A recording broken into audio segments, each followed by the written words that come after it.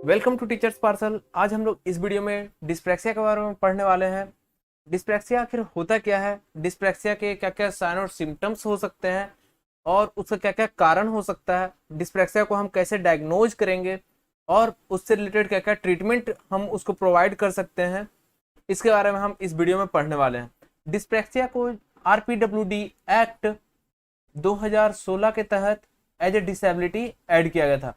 RPWD act 2016 में total 21 disability के बारे में बताया गया था, जिसमें से एक डिसेबिलिटी जो है डिस्प्रैक्सिया भी है। डिस्प्रैक्सिया फिर होता क्या है?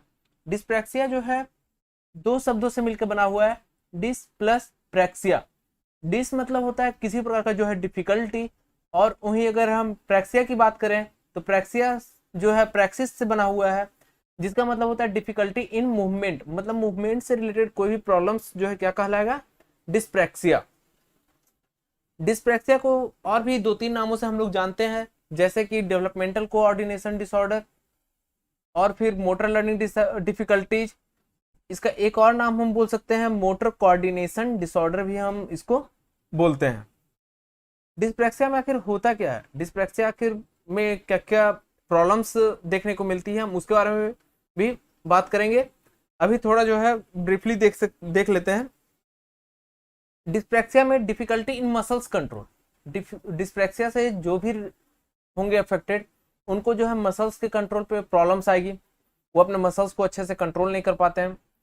इसके बाद फिर डिस्प्रैक्सिया जो है एक लाइफ लॉन्ग प्रॉब्लम्स है, जो इसमें क्या क्या रिलेटेड होंगे।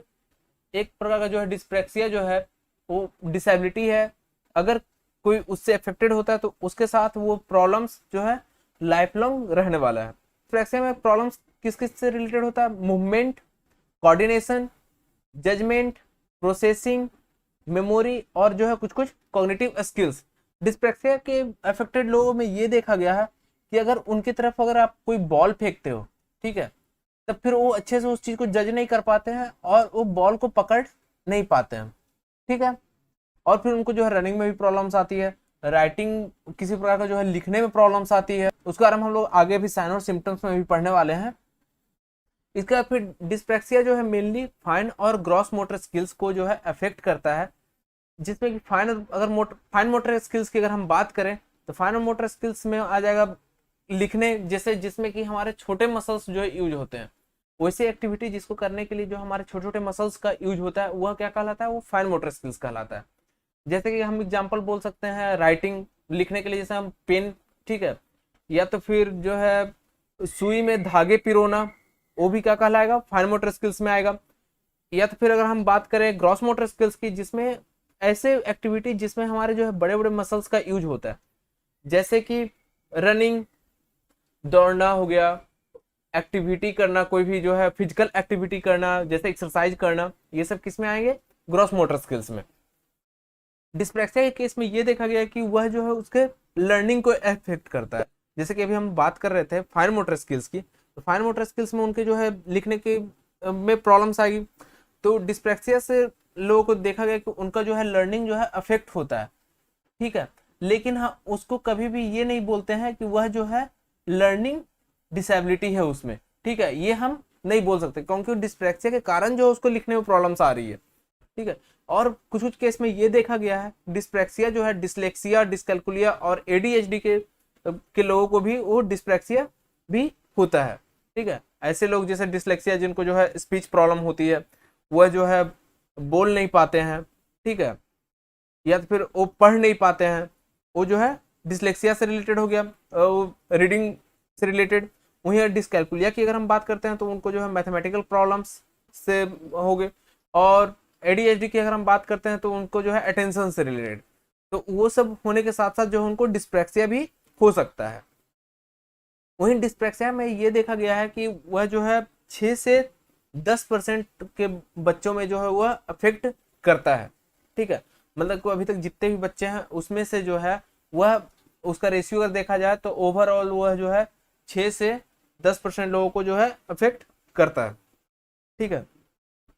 और डिस्प्रैक्सिया के केस में ये भी देखा गया है कि जो है उसके जो भी साइन और सिम्टम्स होते हैं वह आपके अडल्ट में जो है वो नोटिस किए जाते हैं, ठीक है। वो एडल्ट में जो है पूरी अच्छी तरीके से जो है उसको साइन और सिम्टम्स जो है दिख रहे हैं, लेकिन वही एडल्ट के जो जब वो बचपन जो रहते हैं, जब वो चाइल्डहुड फेज में रहते हैं, तब फिर उसमें जो है वह वो नोटिस नहीं कर पाते हैं उसमें, ठीक है, कि उनके जो है कोई भी साइन और सिम्टम जो है वो देखने को नहीं मिल पाता है, ठीक है। इसके बाद फिर हम लोग बात करते हैं डिस्प्रैक्सिया से कि क्या क्या सिम्टम्स हो सकते हैं, क्या क्या लक्षण हो सकते हैं जिसके कारण जो हम उसको जो है देख के पहचान पाए कि हाँ वह जो है डिस्प्रैक्सिया से ग्रसित हो सकता है। तो इन्फेंसी की अगर बात करते हैं, छोटे छोटे बच्चे के जिसको जो है 2 साल से कम के बच्चों को, उसमें यह देखा गया कि और बच्चों के कंपैरिजन में वैसे बच्चे जो कि डिस्प्रैक्सिया से ग्रसित हैं, वह जो है कुछ भी काम करने में जो है उसको जो है देर लगता है। जैसे कि और बच्चे के कंपैरिजन में वो जो है बैठना बहुत देर से सीखते हैं, क्रॉल करना जो है बहुत देर से सीखते हैं, वॉक करना जो है देर से सीखेंगे, स्पीक वो बोलना जो है देर से सीखते हैं, खड़ा होना जो है बहुत देर देर से सीखते हैं, ऐसे जो है देखा गया है। उनका जो है मोटर मूवमेंट जो है बहुत देर होता है, बहुत थोड़ा मतलब कि नॉर्मल बच्चे के कंपैरिजन में जो है लेट से होता है। अब हम बात करते हैं अर्ली चाइल्डहुड में। अर्ली चाइल्डहुड में ये देखा गया कि वह जो है उनको प्रॉब्लम्स क्या आती है, गेटिंग ड्रेस्ड, मतलब कि उनको जो है कपड़े पहनने में जो है प्रॉब्लम्स आती है। कपड़े पहनने में जो है खास करके जो है बटन लगाना, ठीक है, या फिर शूलेसेस बांधना, जैसे कि हम लोग अभी आगे बात करते हैं कौन कौन सी एक्टिविटी करने में उनको प्रॉब्लम्स आती है, जैसे कि टाइंग शूलेसेस, उनको शूलेस बांधने में प्रॉब्लम्स आएगी, बटन्स बंद करने में प्रॉब्लम्स आएगी, या फिर जो है पैंट की जीप जो होता है उसको बंद करने में प्रॉब्लम्स आती है, या फिर कटलरी को यूज नहीं कर पाते, मतलब कि वो चम्मच को जो है अच्छे से यूज नहीं कर पाते, चम्मच हो गया या फिर फॉर्क हो गया, ये सब को जो है अच्छे से यूज नहीं कर पाते हैं, और उनको जो है हैंड राइटिंग की प्रॉब्लम्स भी जो है देखने को मिलता है। इसके बाद फिर हम और बात करते हैं कि इसमें क्या क्या प्रॉब्लम्स आएगी, कि जैसे कि वो प्लेग्राउंड एक्टिविटी में जो है उनको प्रॉब्लम्स आती है, जैसे कि वह जंप नहीं कर पाते हैं, किसी बॉल को कैच नहीं कर पाते, पकड़ नहीं पाते हैं, बॉल को किक नहीं कर पाते हैं, या फिर जो है स्कीपिंग नहीं कर पाते हैं, मतलब कि जो रस्सी फांदना ये सब जो है वो नहीं कर पाते हैं।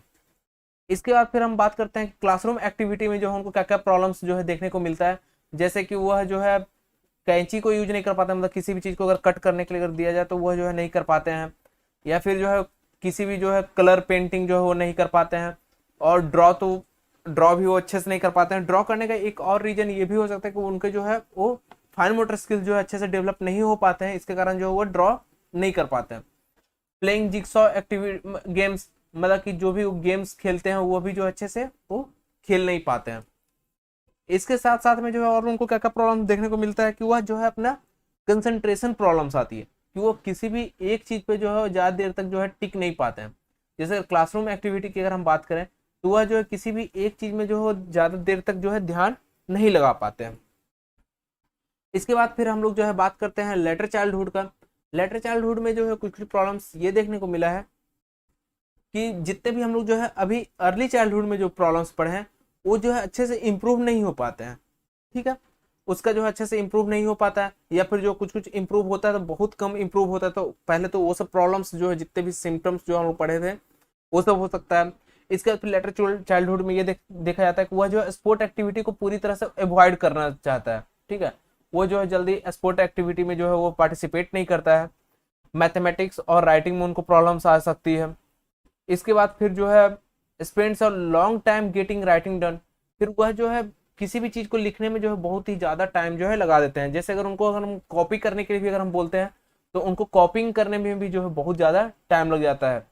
उसके बाद फिर बैडली ऑर्गेनाइज्ड, मतलब वह जो है अच्छी तरह से वह जो है ऑर्गेनाइज नहीं रह पाता है, उनके जो है अपने वो किसी भी चीजों को लेके जो है वह वेल ऑर्गेनाइज नहीं रह पाते हैं, ठीक है। और उनके अगर रूम की भी अगर हम बात करें तो उनके रूम में जो है सामान इधर उधर जो है बिखरा हुआ रहेगा। Doesn't follow instruction and unable to remember instructions, मतलब वो किसी भी इंस्ट्रक्शन को अच्छे से फॉलो नहीं कर पाते हैं, और साथ साथ में वह जो है किसी भी इंस्ट्रक्शन को याद रखने में जो वो सक्षम नहीं होते हैं। इसके बाद फिर अब हम लोग बात करते हैं एडल्ट में। एडल्ट में आखिर क्या क्या प्रॉब्लम्स आती है, जो जैसे कि हो गया पुअर पोस्चर, उनका जो है बैठने का जो है तरीका जो है सही नहीं रह पाता है, या फिर जो है चलने का तरीका जो है सही नहीं रह पाता है, ये भी हम बोलते हैं।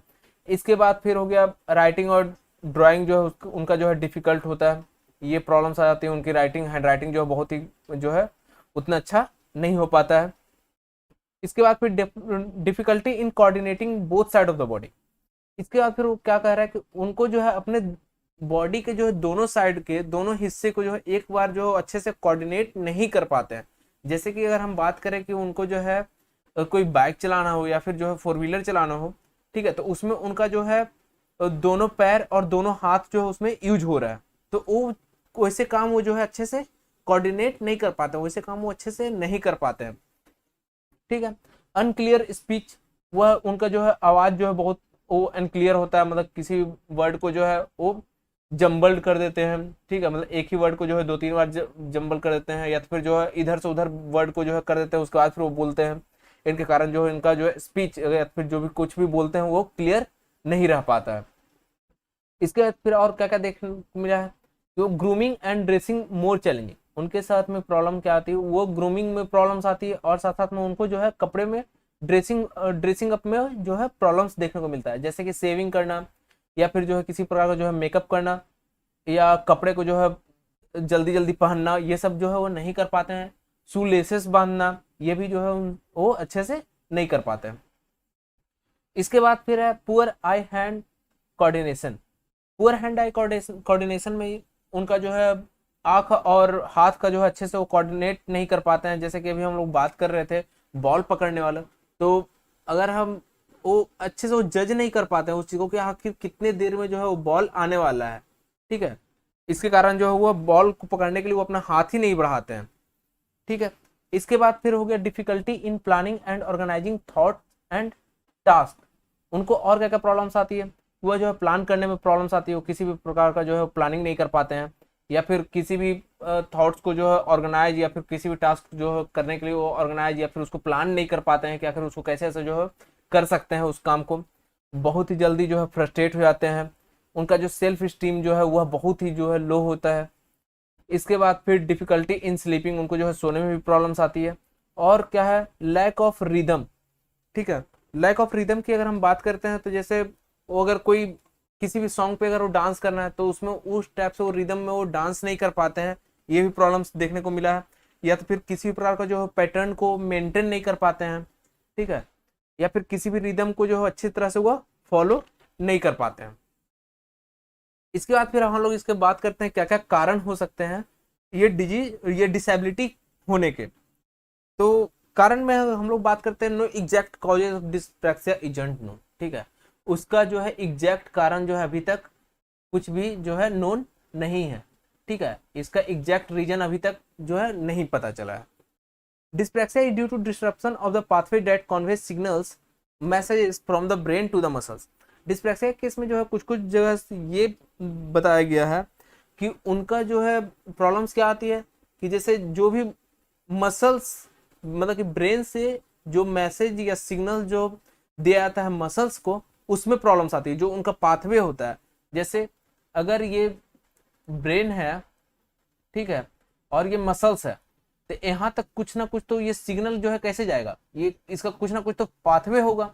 तो यहाँ पे ये देखा जाता है कि ये जो पाथवे है इसमें प्रॉब्लम्स आती है, इसके कारण जो वो ब्रेन से वो सिग्नल्स तो भेजा जाता है लेकिन वो मसल्स तक जो है पहुंच नहीं पाता है, इसके कारण जो है वो डिस्प्रैक्सिया का एक रीजन बताया गया है, ठीक है। एक जो मेन कारण जो है ये बताया गया है कि वह जो है ब्रेन से मसल्स तक उनका जो सिग्नल्स होता है वो नहीं पहुंच पाता है, उनका जो पाथवे जो होता है वो डिसरप्ट हो जाता है, उसमें कोई प्रॉब्लम्स आती है जिसको हम लोग मोटर न्यूरॉन्स भी बोलते हैं।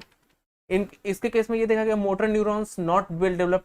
मोटर न्यूरॉन्स जो है वही होता है जो कि ब्रेन से जो सिग्नल्स या मैसेजेस को मसल्स के पास लेके जाता है, वैसे न्यूरॉन्स क्या बोलते हैं, मोटर न्यूरॉन्स। तो वो बोल रहा है कि मोटर न्यूरॉन्स जो है वेल डेवलप्ड नहीं होता।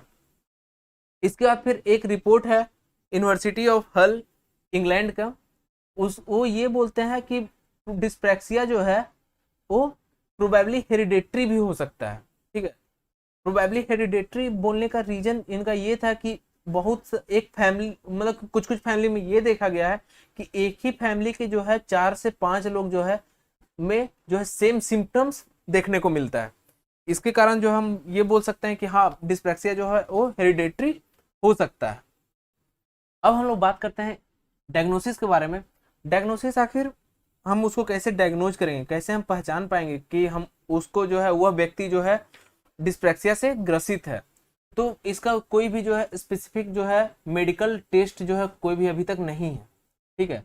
जैसे कि हम लोग पिछले बार जो हम लोग बात कर रहे थे कुछ कुछ मेडिकल टेस्ट की, पिछले वीडियो में मस्कुलर डिस्ट्रॉफी की अगर हम वीडियो में बात कर रहे थे कि वहाँ पे क्या क्या डायग्नोसिस, हम उसको कैसे डायग्नोज कर सकते हैं, जैसे जीन टेस्टिंग हो गया था, हार्ट मॉनिटरिंग, एंजाइम टेस्टिंग, इसके थ्रू हम लोग जो है उसको डायग्नोज कर पाते थे। लेकिन डिस्प्रैक्सिया को डायग्नोज करने के लिए ऐसा कोई स्पेसिफिक मेडिकल टेस्ट नहीं है। तो इसको हम आखिर डायग्नोज कैसे करेंगे जब इसका कोई मेडिकल टेस्ट ही नहीं है? तो डिस्प्रैक्सिया को जो है डायग्नोज करने के लिए जो है सबसे बड़ा जो डायग्नोज करने का सबसे बड़ा क्या हो सकता है, रेगुलर एंड प्लान्ड ऑब्जर्वेशन, ठीक है। आप उसको जो है हमेशा रेगुलर आप ऑब्जर्व करोगे तो जिसके कारण आप उसको डायग्नोज कर पाओगे कि हाँ उसमें जो है ये प्रॉब्लम जो है देखने को मिल पा रहा है, ये जो है ऐसी हरकतें कर रहा है, इसके कारण जो हम उसको डिस्प्रैक्सिया से ग्रसित हम बोल सकते हैं, ठीक है। इसके बाद फिर जो है इसको डायग्नोसिस में कौन कौन हेल्प कर सकते हैं, जैसे क्लिनिकल साइकोलॉजिस्ट भी वो डायग्नोज कर सकते हैं, एजुकेशनल साइकोलॉजिस्ट कर सकते हैं, या फिर पेडिट्रिशियन या फिर ऑक्यूपेशनल थेरेपिस्ट भी जो है डिस्प्रैक्सिया को डायग्नोज कर सकते हैं।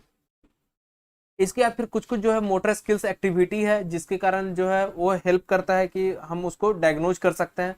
मोटर स्किल्स एक्टिविटी कौन कौन सा मोटर स्किल्स एक्टिविटी, जैसे कि ग्रॉस मोटर स्किल्स और फाइन मोटर स्किल्स की हम पहले बात कर चुके हैं।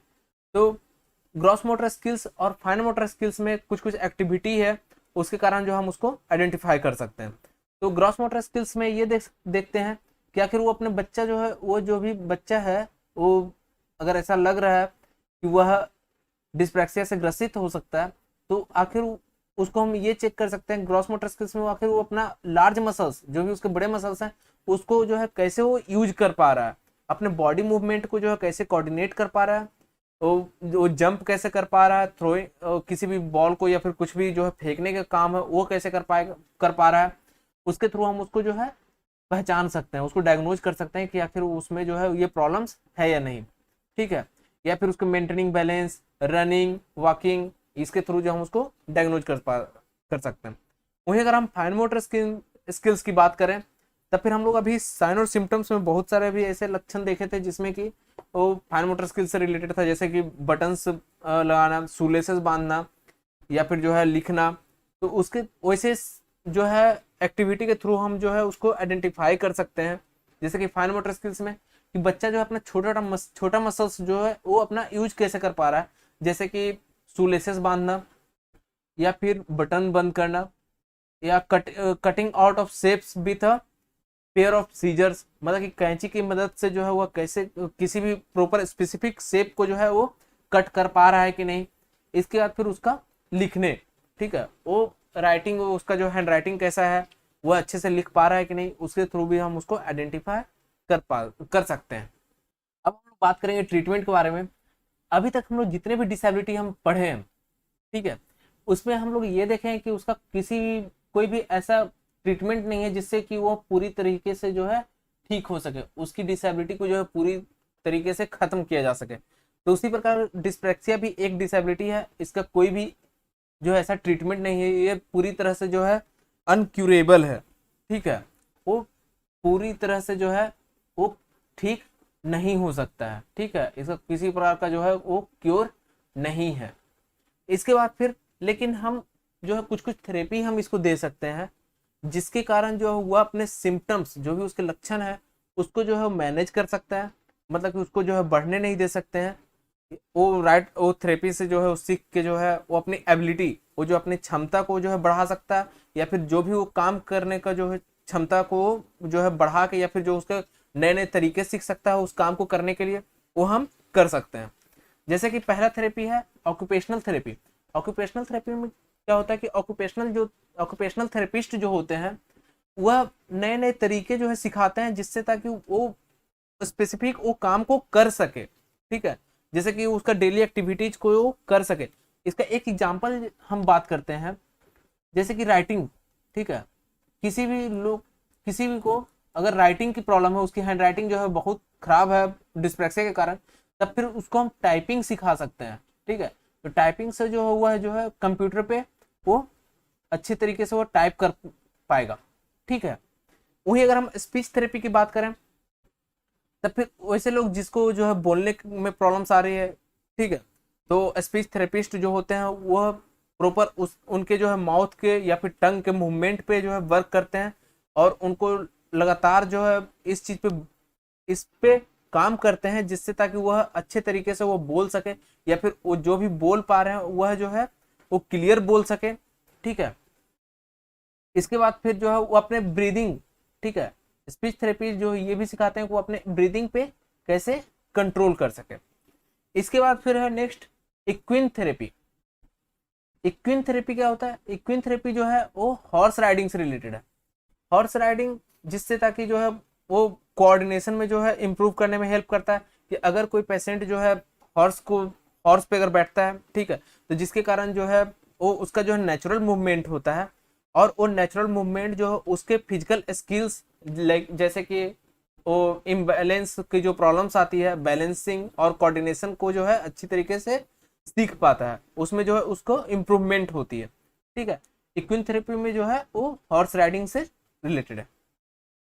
इसके बाद फिर है एक्टिव प्ले, कि हम उसको जो है क्या कर सकते हैं कि हम वो कोई भी एक्टिविटी करवा सकते हैं, जैसे कि गेमिंग एक्टिविटी करवा सकते हैं, आउटडोर एक्टिविटी जो फिजिकल एक्टिविटी हो सकता है उसको करवा सकते हैं, जिसमें बच्चे का जो है मोटर स्किल्स जो है डेवलप हो। ठीक है, इसके बाद फिर learning how to use a computer और laptop if writing wide hand is difficult, जिसके बारे में अभी हम लोग बात कर रहे थे ऑक्यूपेशनल थेरेपी में। तो इसमें क्या बोल रहा है कि आप जो है उसको कंप्यूटर या लैपटॉप यूज करना सिखा सकते हैं जिसकी जो है हैंड राइटिंग जो है बहुत ज़्यादा खराब है या फिर जो उनको लिखने में प्रॉब्लम्स आती है, आप उनको कंप्यूटर या लैपटॉप सिखा सकते हो जिससे कि वो टाइपिंग कर सके। इसके बाद फिर यूज अ कैलेंडर, डायरी और app to improve your organisation.